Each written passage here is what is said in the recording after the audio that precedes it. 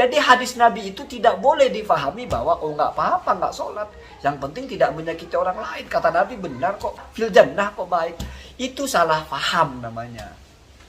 Jadi perbandingannya perempuan ini adalah sama-sama sholat, cuman satunya sholat sebatas keperluannya saja, yaitu sholat fardu yang 5. Bukan tidak sholat.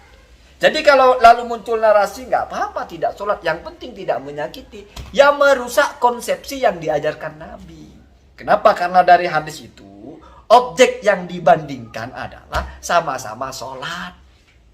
Bedanya yang satunya sholatnya itu banyak, yang satunya sholatnya standar. Sama-sama sholat.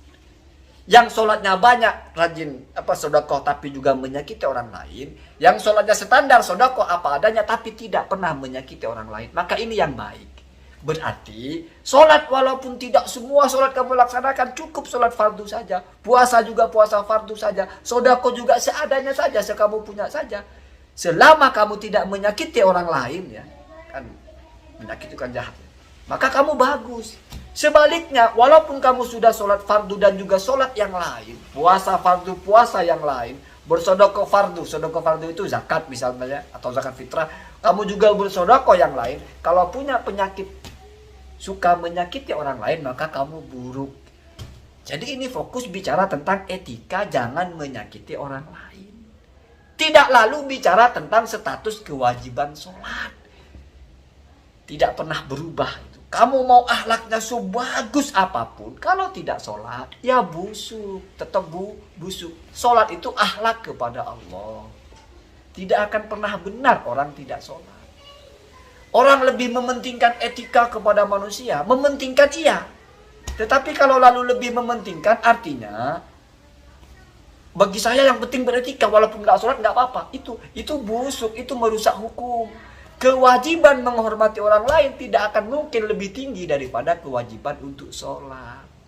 Menyakiti orang lain lalu efeknya buruk, itu karena jangan sampai menyakiti orang lain. Bukan lalu merendahkan kewajiban sholat. Itu yang paling penting. Ya.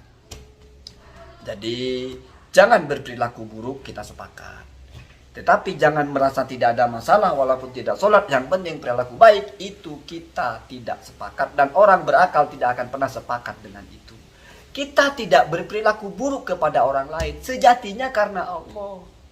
Karena Allah melarang. Karena itu hukum agama. Sholat itu kewajiban menyembah Allah.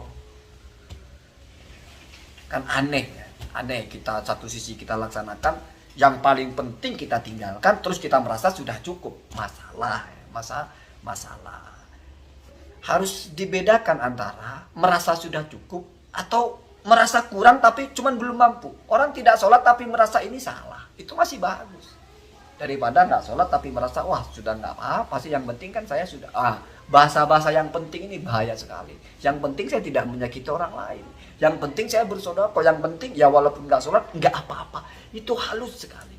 Nggak apa-apa kalau ditarik lebih fix. Jadi menurut kamu sholat tidak wajib sehingga kamu meninggalkannya menjadi nggak apa-apa, kafir, keluar dari Islam.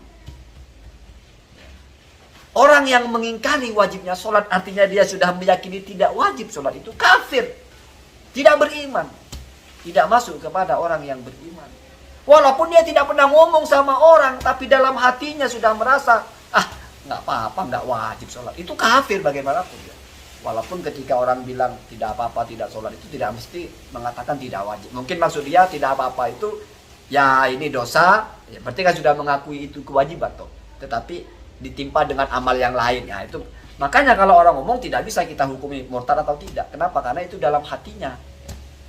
Kalau omongan itu masih ihtimal, mungkin indikasi ke murtad, mungkin tidak, maka kita tanya keyakinannya bagaimana, begitu ya. Jadi inilah pentingnya kita bicara sesuatu itu berdasarkan ilmu. Masalah ucapannya Cak Non itu, justru kalau saya memahaminya, sholat itu sangat penting. Kata Cak Non kan sholat itu urusan dapur. Urusan dapur itu urusan makan. Kamu bisa bergaya keluar, bisa ini, bisa itu. Kalau kamu urusan dapurnya berantakan, kamu nggak makan, mati.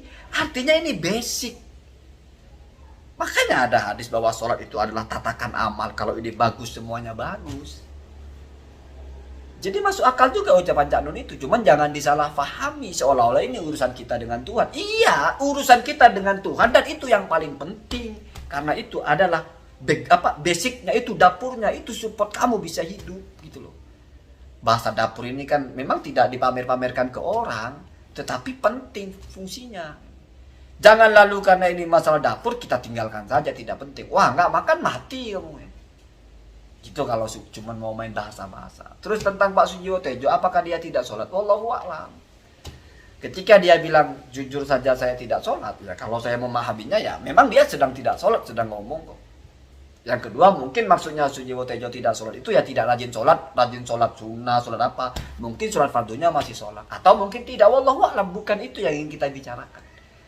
Kalau metode memahami ucapan orang, saya ingat wasiatnya Sayyidina Umar, jangan kamu berprasangka buruk terhadap apa yang diucapkan saudaramu sesama mukmin ya, selama kamu masih mungkin untuk memahaminya dengan pemahaman yang benar.